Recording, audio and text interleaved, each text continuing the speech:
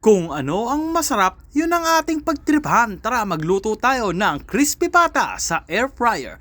Pakuluan ng pata at palambutin ng 1.5 oras. Tapos i-drain.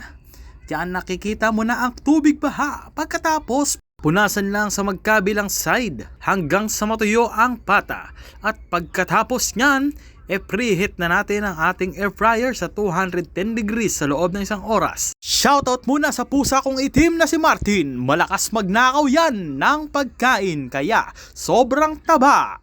At berdeng-berde ang mata. Ayan na nga. Pagkatapos budburan natin ng asin ng pata. Magkabilang side, pink salt ang aking gamit para mas masarap. Pagkatapos nyan, naisalang na natin sa air fryer. Maghintay lang tayo ng 1 oras. At mabang naghihintay, maghiwa na tayo ng ating mga sangkap sa ating sausawan.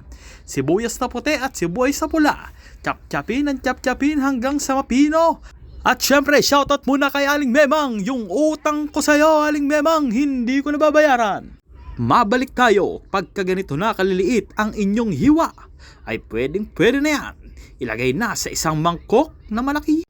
At mag-prepare ng mga ilalagay na sangkap tulad ng asin, asukal, at syempre, konting pamintang durog.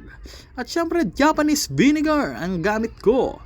Ilalagay ko lang hanggang sa masukat ko kung gaano karami ang gusto ko. 1 shot ng tubig, 1 toyo ni Xi Jinping. Tansyahin mo lang, ikaw nang bahala kung anong trip mo sa buhay. Pagka ganyan ay haluin mo lang ng malasap mo na ang tamang timpla. Pwede ka naman magdagdag ng konting asin kung gusto mo. At 3, 2, 1, tapos na ang ating crispy pata sa air fryer. Ayan na, napakasarap. Maririnig mo na ang lutong.